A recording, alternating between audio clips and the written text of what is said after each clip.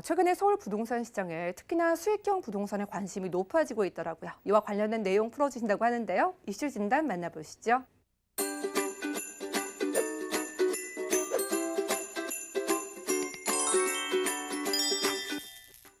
네, 뭐 최근에 이제 뭐 재건축 쪽이 너무나 이제 정말 집중 뭐 정말 폭격이라고 할까요? 네, 정말 어마어마한 이제 규제들을 계속 이제 쏟아지다 보니까 자, 어쩔 수 없이 이제 재건축 시장 계속 좀 달아오르다가 지금 이제 좀 멈칫한 상태에서 좀 조정을 받고 있다. 뭐 이렇게 좀 말씀드릴 수가 있겠습니다.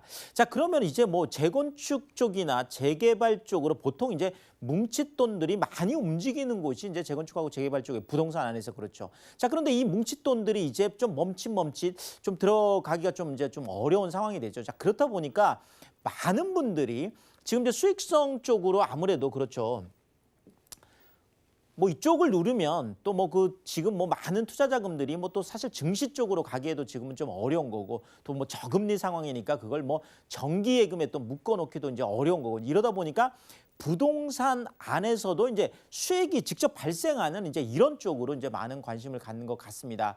꼬마 빌딩 같은 경우에 한 6월 말 정도부터 좀 이렇게 계속 좀 들썩들썩하는 모습들이 현장에서 좀 포착이 됐거든요. 그런데 지금 이제 7월 들어서면서 많이 이제 늘어나기 시작했고 지금 8월까지 그 증가세가 지금 계속 이어지고 있는 이런 모습들을 보여주고 있는데요. 자, 그렇다면 이런 뭐 꼬마 빌딩이나 아니면은 또 뭐 오피스텔이나 또 뭐 상가나 이런 많은 수익성 부동산들이 왜 관심을 갖고 또 어떻게 투자해야 되는지 오늘 그 부분에 대해서 꼼꼼하게 한번 짚어보도록 하겠습니다.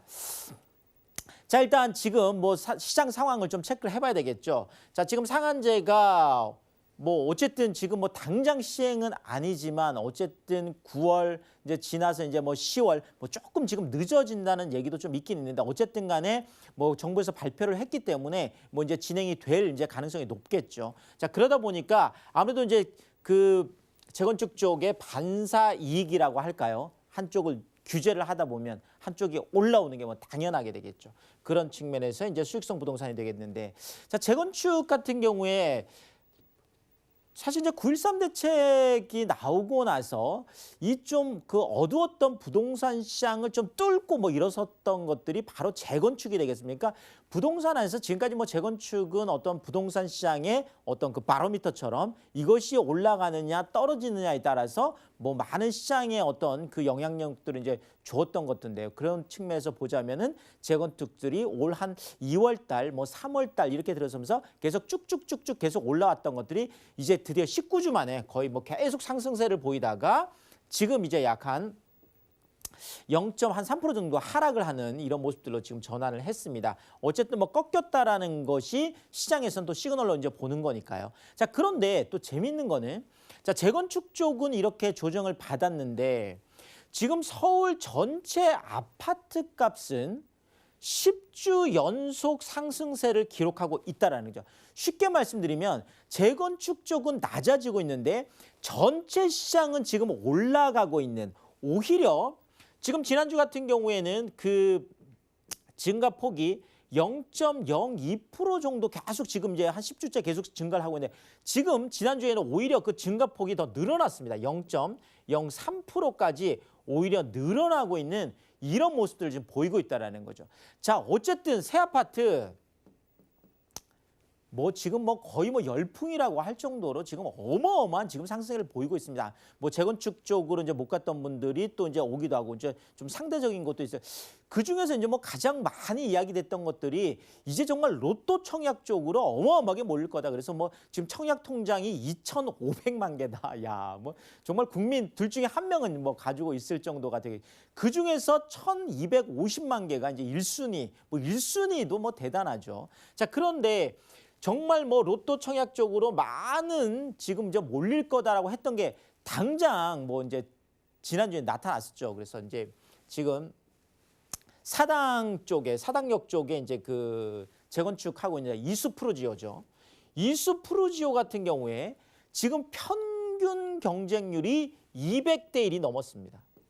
자, 지금 뭐 제가 기억하기로도 서울 안에서 뭐 100대 1, 200대 1 이렇게 세 자릿수, 보통 이제 많아도 한 7, 80대 1 뭐 이 정도 됐었는데 200대 1, 세 자릿수가 그것도 평균 경쟁률이 넘어갔다라는 거는 거의 3년 만에 지금 보는 이런 이제 상황이 되고 있고, 지금 뭐 최고 경쟁률, 그러니까 전용 면적 84제곱미터면서 그 분양가가 이제 9억 원 이하, 그러니까 9억 원 이하인 경우에는 이제 중도금 대출이 가능하기 때문에 그렇죠. 지금 84제곱미터 같은 경우 최고 경쟁률은 무려 1124대 1. 네, 정말 어마어마하죠. 지금 1000대 1이 넘어가고 있는. 자, 이러다 보니까 정말 많은 정말 우려가 현실로 지금 나타나고 있다라는 거죠. 정말 뭐 많은 분들이 지금 뭐 전세 쪽에 이제 머물고 있다가 청약 통장을 이제 쓸 만약에 상황이 생기면 그쪽으로 이제 계속 몰려갈 거다. 이런 것들이 일반적인, 그러니까 분양가 상한제 때문에 로또 청약 쪽은 더 많이 몰릴 거다라고 했던 것들이 지금 당장 지금 이제 이번 달에 지금 나타났고, 앞으로도 계속 이런 것들은 뭐 더 가속화되지 않을까, 뭐 이런 지금 뭐 추측을 해볼 수가 있겠습니다. 자, 어쨌든 재건축하고 재개발 쪽의 뭐 대안으로 이제 이런 뭐 새 아파트 쪽이나 청약 쪽이나 그러면서 또 하나의 대안으로, 그렇죠, 지금 떠오르고 있는 것이 바로 수익성 부동산 쪽으로. 사실 뭐 청약이나 뭐 이런 부분들을 들어갈 수 있는 것들은 대부분 이제 무주택자들이 가능하잖아요. 뭐 청약 가점이 한 60점에서 70점 정도 넘으려고 하면 뭐 부양가족이 뭐 5명 이상이라든지, 또 내가 무주택으로 있었던 기간이 15년 동안 집을 가진 적이 없어야 된다라는 거죠. 또 여기에다 뭐 15년 동안 또 계속 청약 통장도 가지고, 이런 상황이다 보니까 이렇지 않은 분들, 유주택자들, 이미 집을 가지고 있는 분들 같은 경우에는 뭐 청약 통장을 쓸 수가 없는 거죠. 이제 이러다 보니까 지금 그쪽에서 뭉칫돈을 가지고 계신 분들은 좀 수익성 쪽으로 지금 많은 관심을 갖고 있는 이런 모습을 좀 보여주고 있고요. 자, 근데 지금 또 하나가 이런 재건축 쪽, 이런 쪽의 시너지 효과, 이런 거보다는 또 하나, 담보대출 금리가 지금 1%까지 떨어지지 않겠냐, 이런 이야기들이 지금 계속 지금 시중에서 지금 나오고 있죠. 자, 지금 그 서민주택, 물론 이제 대환대출이긴 하지만 정부에서 발표를 했습니다. 지금 이제 25일 날 그렇죠, 발표를 했죠. 자, 그래서 지금 1.85%, 야, 대단하지 않습니까? 주택담보대출이 아무리 서민 쪽의 정책자금이라고 하지만 지금 1%대까지 낮아지는 거는, 그렇죠, 지금 뭐 최근에 이제 보기 드물었었는데 뭐 가장 낮은 분들은 뭐 1.25까지 낮아진다고 지금 하잖아요. 자, 어쨌든 정책자금이긴 하지만 1%대 금리가 이미 시중에 이제 나왔다라는 게 이제 굉장히 중요하고, 계속 이제 금리 인하에 대한 이제 가능성들이 계속 지금 얘기가 되고 있죠. 자, 그 지금 중에 하나가 은행연합회에서 이제 그 신규 취급계획 기준에서 이제 코픽스 금리라는 걸 이제 발표를 하는데요. 지금 현재 1.68% 정도가 되는데, 결국은 이 코픽스 금리, 그러니까 은행들이 자금을 조달하는 비용, 그러니까 자금 조달 지수라고 하는데, 은행이 지금 자금을 조달하는 것들이 지금 계속 낮아지고 있다는 거죠. 그만큼 또 수신금리가 낮아지고 있다는, 결국 뭐 은행이 예금을 그 조달하는 방법이 예금이잖아요. 뭐 수신자들의 예금 같은 경우인데, 자, 그러면 계속 지금 낮아지고, 시중에 지금 뭐 정기예금 금리가 뭐 1.5% 정도 지금 된다라고 보면, 지금 단기 예금 금리 같은 경우에는 이미 0%대, 그러니까 0.8%, 0.9%까지 지금 떨어진 이런 상황을 지금 보여주고 있어서 계속 지금 금리는 낮아진다. 그러니까 내가 뭐 정기 예금이라든지 이런 것들을 통해서 지금까지 계속 이자를 받아서 생활비로 쓰셨던 분들, 이자를 받아서 내가 연금처럼 쓰셨던 분들은 지금 당장 좀 어려움을 겪고, 또 그거에 대한 어떤 뭐 기대감들, 좀 불안감들이 좀 이제 계속 좀 높아지고 있는 이런 모습을 보여주고 있습니다. 자, 그런데 뭐 산업은행이라면 뭐 또 우리나라의 대표적인 국책은행 중에 하나가 될 텐데요. 자, 산업은행에서 연구 지금 보고서 중에 하나 나온 게, 국내에 지금 현재 적정 기준금리가 0.9% 정도면 적당하겠다, 이렇게 발표를 했다라는 거죠. 자, 지금 현재 우리나라 기준금리가 1.75%에서 지금 7월 달에 0.25%를 낮춰서 지금 1.5%죠, 기준금리가. 자, 그런데 0.9%가 지금 적당하다라고 하면 현재 지금 그렇다라는 건데요. 자, 지금 당장 기준금리 추가 인하에 대한 가능성들이 지금 계속 얘기가 나오고 있죠. 자, 그러면 0.9라고 하면 0.25% 한 번 또 낮아질 수 있고 또 0.25% 한 번 더 낮아질 수 있는, 그러니까 지금 많은 전문가들이 얘기하는 거는 올 하반기쯤에 뭐 추석 지나고 나서 지금 9월 이제 10월쯤에 금리 인하가 한 번 있고 연말쯤에 한 번 더 있지 않을까. 최소 한 번, 많으면 두 번까지 기준금리가 인하될 수밖에 없겠다. 이런 지금 전문가들의 의견이 지금 계속 나오고 있습니다. 자, 이러다 보니까 주택담보대출 금리, 그렇죠. 우리가 뭐 부동산에 관심 있는 거는 아무래도 주택담보대출 금리가 되겠죠. 자, 주택담보대출 금리가 현재 정책자금이 아닌 아까 말씀드렸던 서민정책자금 빼고 일반 시중의 그 주택담보대출 금리 가장 낮은 게 지금 2.1%까지 낮아졌다라는 거죠. 자, 지금 2.1%면 지금 뭐 거의 조금 있으면 1%대까지 진입을 하게 되는, 그러니까 주택담보대출 금리 1%대 시대가 정말 코앞에 나타났다. 결국 뭐 내가 주택을 뭐 담보로 해서 금리를 정말 이자를 싸게 받을 수 있다라고 하면 많은 분들이 부동산 투자에 관심을 가질 수밖에 없거든요. 왜냐하면 금리가 낮다라는 건 내가 그만큼 지불하는 비용이 낮기 때문에 그런 거죠. 이런 것들 때문에 앞으로 또 수익성 부동산에 관심이 많다라는 거죠. 자, 지금 뭐 몇 가지 좀 체크를 해보면은요. 뭉치돈 몰리는 쪽 보면 꼬마빌딩 쪽인데요. 자, 꼬마빌딩은 지금 2015년 기준에서 26.7% 정도가 평균 가격이 올랐습니다. 그만큼 많이 지금 오르고 있다는 거죠. 자, 근데 이렇게 평균 가격이 올라가는 이유가 예를 들어서요. 만약에 월 1,000만 원 나오는 이런 뭐 그 꼬마 빌딩이 있다라고 하죠. 그러면 이 1,000만 원 나오는 게 1년에 약 한 1억 2천 정도 임대 수익이 나옵니다. 자, 그러면 수익 환원법으로 했을 때 지금 예전에는 일반적으로 아무리 꼬마 빌딩이라고 하더라도 한 4% 정도는 수익률, 그러니까 기대 수익률이 한 4% 정도 나와야지 이렇게 생각했던 것들이 지금 꼬마 빌딩이나 이런 것들에 대한 뭐 수요가 좀 많다 보니까 아무래도 수요가 많은 가격이 올라가는 거죠. 그러니까 뭐 많은 분들이 이제는 아니야, 한 3% 정도만 수익률이 나와도 그냥 나는 투자하고 싶어. 이렇게 지금 사실 강남 쪽에서는 어떤 경우는 1에서 2% 정도까지 수익률이 떨어지는 경우도 있거든요. 자, 그러면 이거를 제가 수익 환원법으로 계산해 보면 1억 2천에다가 4%일 때는 0.04를 나눠주면요, 이게 가격으로 나오는데요, 약 한 30억 정도가 되죠.